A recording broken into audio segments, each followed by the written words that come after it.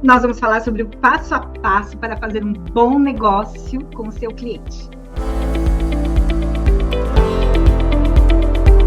Vamos considerar que você já deu o primeiro passo e você já está com um potencial cliente para começar a trabalhar para ele, tá bom?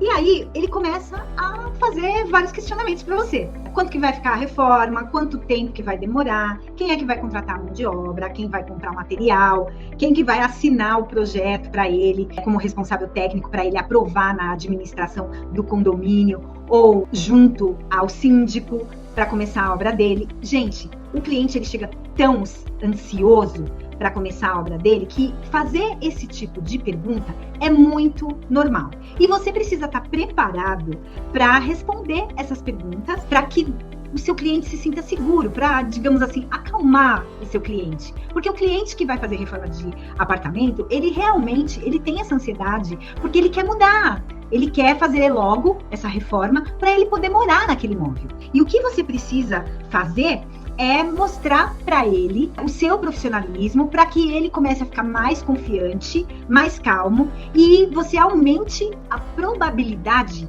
dele fechar negócio com você e desse jeito os seus negócios acabam triplicando também.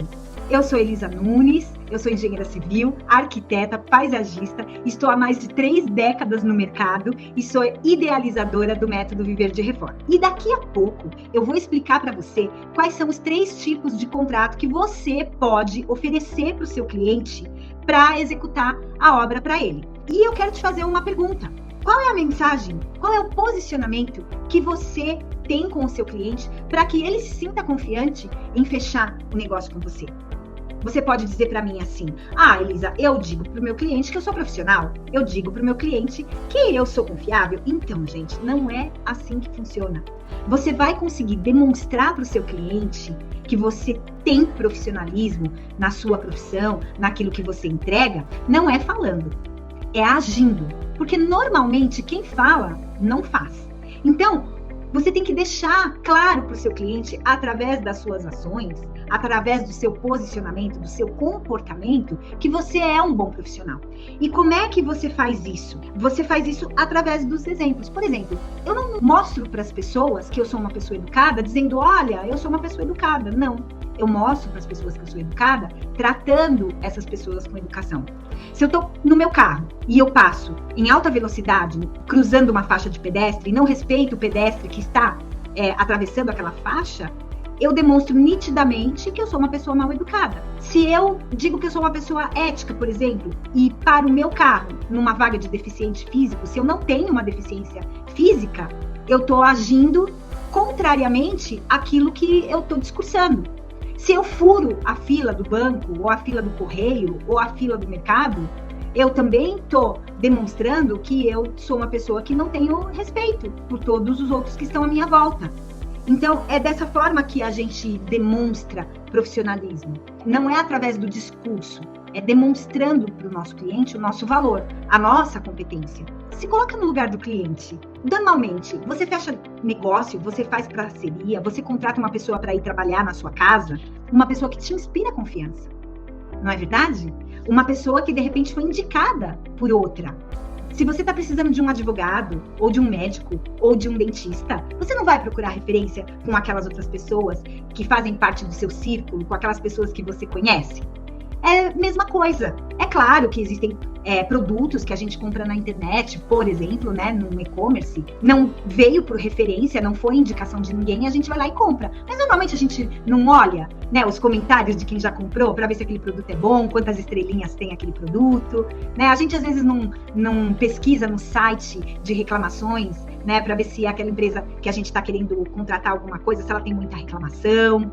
Tudo isso é referencial. E como que você consegue passar isso para o seu cliente também? Eu estou exemplificando tudo isso para chegar nesse ponto. Quando o seu cliente entra em contato com você, você tem que demonstrar para ele a sua competência. Então, você tem que dizer para ele, olha, cliente, para eu te dar um valor, né, para eu poder te enviar uma proposta, eu preciso dar uma olhada no seu imóvel, e principalmente se for imóvel usado, para você poder ir lá tirar as medidas. Normalmente imóvel usado não tem a planta acessível daquele imóvel, você precisa ir lá, fazer uma vistoria, observar o estado do imóvel. Se é um imóvel novo, tudo bem, a planta daquele imóvel vem, né, normalmente no manual do proprietário, mas isso normalmente não acontece com imóveis usados, e aí você precisa falar isso para o seu cliente, explicar para ele a respeito de prazos e tudo mais. E aí, vamos supor que o seu cliente ainda está na fase de contratação de projeto. Por quê?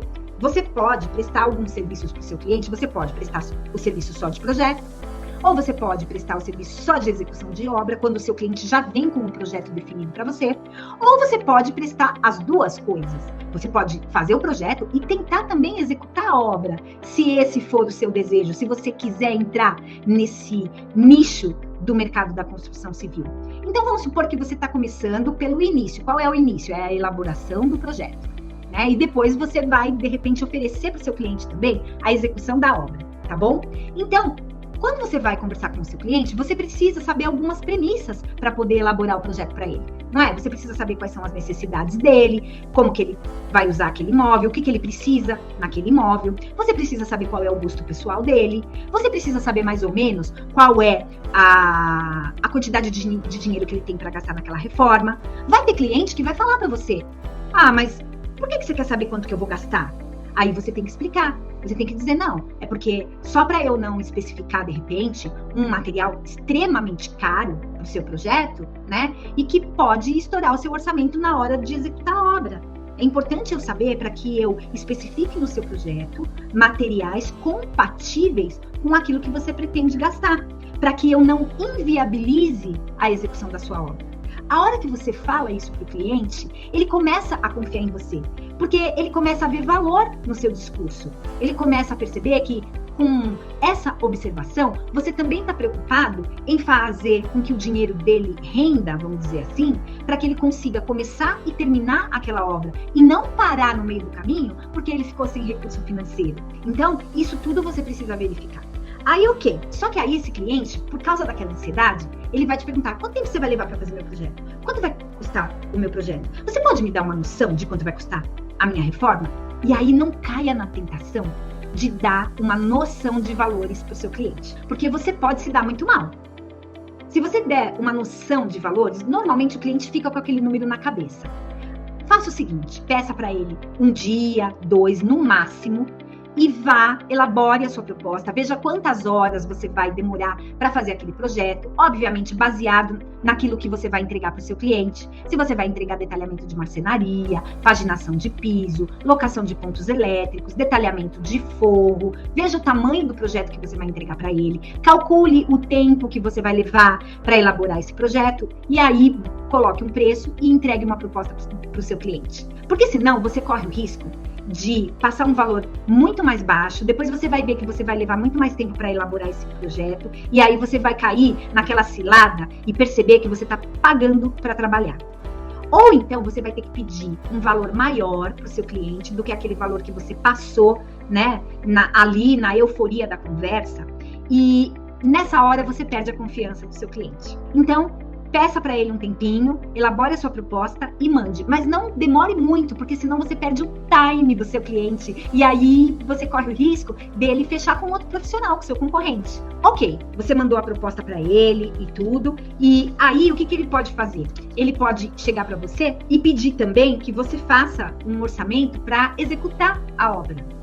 E aí você vai dizer para ele que tudo bem, que você vai passar um orçamento e procure fazer um orçamento o mais próximo da realidade possível para o seu cliente. E aí eu vou te dizer que para você fazer um orçamento mais próximo da realidade possível, você precisa montar um escopo. Você já foi na obra, já tirou as medidas, já tem um projeto, já elaborou um projeto, então você pode fazer o quantitativo. Ou então você já tem um projeto do seu colega, então você pode também levantar o quantitativo em cima do projeto do seu colega.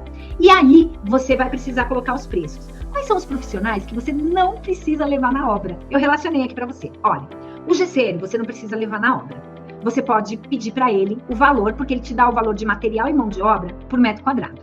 O pintor também pode te dar o valor por metro quadrado, ele não precisa ir na obra. O azulejista também. Marceneiro, se você mandar o projeto para ele, ele pode te dar o orçamento através do projeto. O encanador, ele pode te dar o orçamento através dos pontos hidráulicos. Quantos pontos ele vai mexer? Lembrando que em apartamento, mudança de pontos hidráulicos é algo muito restrito. Você não pode sair mudando o projeto, pontos hidráulicos, assim, do jeito que você quiser. O projeto de apartamento, do prédio, do edifício, ele não te possibilita isso. Tá? Então, antes de você sair querendo mudar, propondo grandes mudanças em projeto para o seu cliente, verifique direitinho se você pode fazer as alterações que você vai propor, tá bom? Profissionais que não precisam ir na obra para te dar preço, pessoal de mármores e granito, você manda o projeto, pessoal do envidraçamento de varanda também, pessoal dos boxes, espelhos, ar-condicionado, pisos laminados, pisos vinílicos, tudo isso você pode mandar o projeto ou mandar a área, né, o perímetro que você vai, dependendo do material que você vai utilizar, e eles te mandam um preço sem precisar visitar a obra. Profissionais que você deve levar na obra. Agora vamos falar desses profissionais.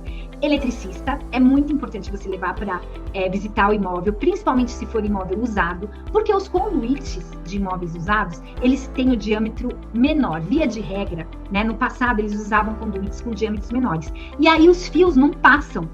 E aí, quando você tem os conduítes com muito fio já, e você precisa passar mais enfiação, não vai passar, então você acaba tendo que rasgar as paredes, colocar eletrodutos com diâmetros maiores, e isso tem um custo. E o eletricista vai poder avaliar os eletrodutos, os conduítes existentes para poder te falar isso, tá? Ele também vai poder avaliar o quadro de energia, os disjuntores existentes, porque em apartamento usado, normalmente você não tem infraestrutura para ar-condicionado, né? E aí você vai precisar criar essa estrutura e precisa ver se os disjuntores que estão ali suportam, né, a carga de uma máquina de ar-condicionado. Então, o eletricista é assim importante você levar na obra. Outro profissional que é importante você levar na obra é o empreiteiro, que é o fornecedor de mão de obra civil. É quem vai fornecer pedreiro, às vezes azulejista, servente, às vezes o encanador, para ele poder te dizer quanto ele vai cobrar para fazer a reforma baseado naquele escopo que você já montou e que você vai passar para ele poder orçar.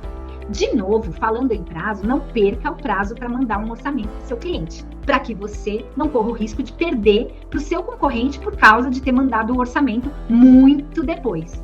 Tá bom? E aí, não mande o orçamento para o seu cliente por e-mail nem pelo WhatsApp. Marca uma hora, gente, com o seu cliente. Marca, nem que seja no cafezinho, no pavimento térreo do prédio que ele trabalha. Nem que seja na cafeteria da rua que ele trabalha. Nem que seja no imóvel que você vai reformar. Por que eu tô falando isso?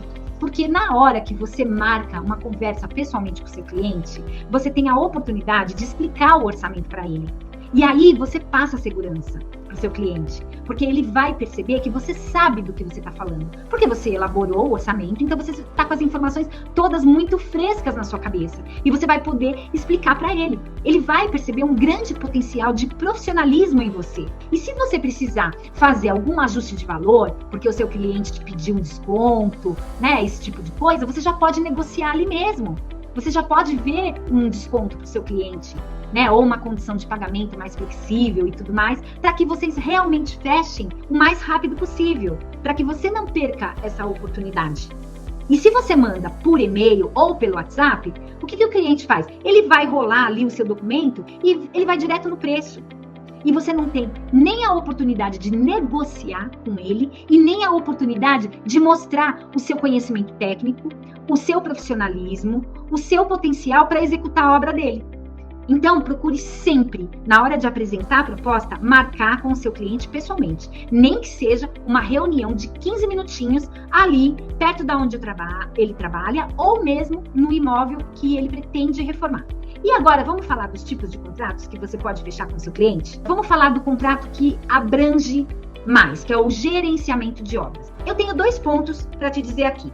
Você pode abordar os contratos com o seu cliente de 2 maneiras, tá? Você tem 2 pontos que você pode escolher, que é o nível de responsabilidade e a forma de remuneração. Lembrando que quanto maior o seu nível de responsabilidade, normalmente maior a sua remuneração.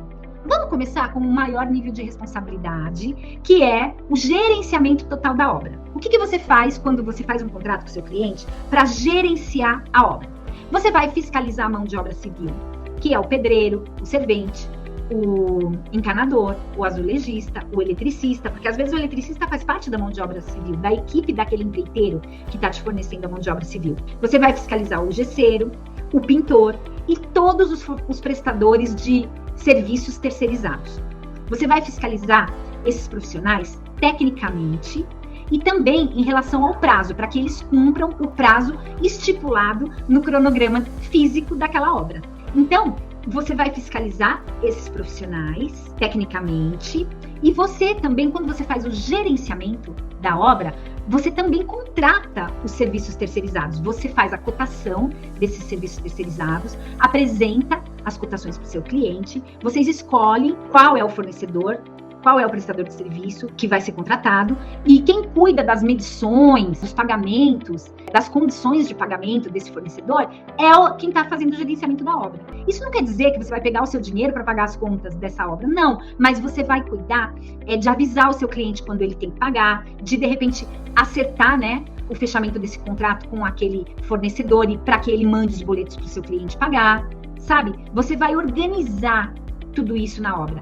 Você vai também fazer o levantamento quantitativo de materiais e você vai fazer a cotação para comprar esses materiais. O seu cliente dando o ok na cotação, você vai entrar em contato com o fornecedor daquele material, você vai fechar a compra, vai acertar a condição de pagamento, o prazo de entrega daquele material na obra. Você que vai cuidar de tudo isso para o bom andamento daquela obra, para que não atrase nos prazos por falta de material na obra e também porque contratou um serviço terceirizado na data errada. Normalmente, quem gerencia a obra assina a responsabilidade técnica pela execução daquela reforma. Quando a gente faz um gerenciamento de obra, nós cobramos por porcentagem. É cobrada uma taxa em cima de tudo que é gasto na obra. Essa taxa, ela varia entre 10% e 15%. Pelo menos aqui em São Paulo, é essa taxa que é praticada no mercado. Esse contrato de gerenciamento, ele tem um grande grau de responsabilidade, vamos dizer assim. Agora vamos falar do contrato feito por administração, que eu diria que é um grau médio de responsabilidade. O profissional que fecha um contrato para tocar uma obra por administração para o cliente, ele vai também fiscalizar tecnicamente tanto a mão de obra civil quanto os serviços de terceiros. Ele pode também assinar a responsabilidade técnica daquela obra. Normalmente é isso que acontece, tá? Ele vai solicitar os materiais para o cliente, mas ele não vai fazer as cotações e também não vai fechar a compra desses materiais. Ele vai avisar o cliente quando que o cliente precisa contratar determinado serviço terceirizado. Olha, cliente, aqui pelo cronograma físico está na hora de você contratar mármores e granitos. Ele só vai avisar, mas ele não vai fazer cotação para mármores e granitos e também não vai contratar os mármores e granitos. Ele só vai avisar, ok? E ele vai se preocupar em fiscalizar esses serviços tecnicamente e fazer com que o cronograma físico seja cumprido. Vai ficar sempre atento ali aos prazos de cada atividade. Esse tipo de contrato, normalmente, ele é fechado por visita. O profissional cobra a sua remuneração por visita na obra.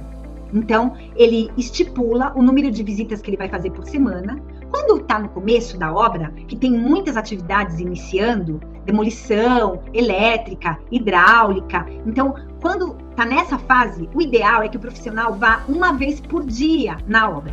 Depois, ele pode dar uma espaçada. Aí ele passa aí 3 vezes por semana. E depois, 2 vezes por semana. Estou exemplificando, tá, gente? É que conforme a obra vai acontecendo, as atividades vão sendo executadas, as dúvidas também vão acabando. Passa a não ter tanta necessidade de você estar ali todo dia, o tempo todo na obra. E aí, o profissional, ele pode fechar um combo, né? Um pacote com o cliente de tantas visitas no mês. E receber também ao final do mês. Esse tipo de contrato eu chamo de um contrato de média responsabilidade.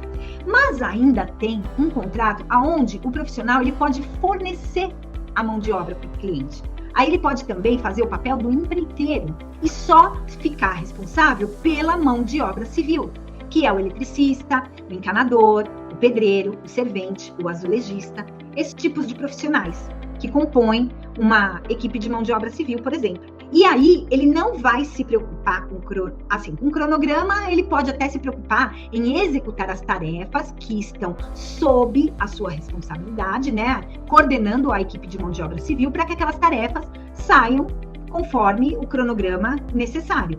Mas ele não precisa ficar cobrando, por exemplo, prazo dos serviços terceirizados. Ele fica à parte desses serviços terceirizados. Ele não fiscaliza.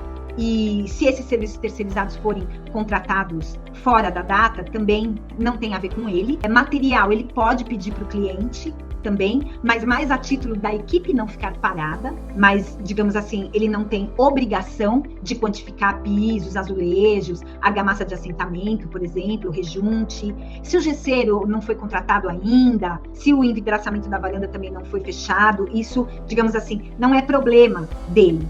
Isso é problema do cliente ou de quem estiver gerenciando a obra. Normalmente, quem fornece mão de obra civil não assina a responsabilidade técnica da obra. A responsabilidade técnica da obra acaba sendo assinada por outro profissional, que normalmente vai estar fazendo o papel daquele profissional que está gerenciando a obra ou que está administrando a obra, ou mesmo por quem fez o projeto, que aí assina autoria do projeto e execução da obra, tá bom? Essas são as 3 modalidades de contrato que é possível oferecer para o seu cliente.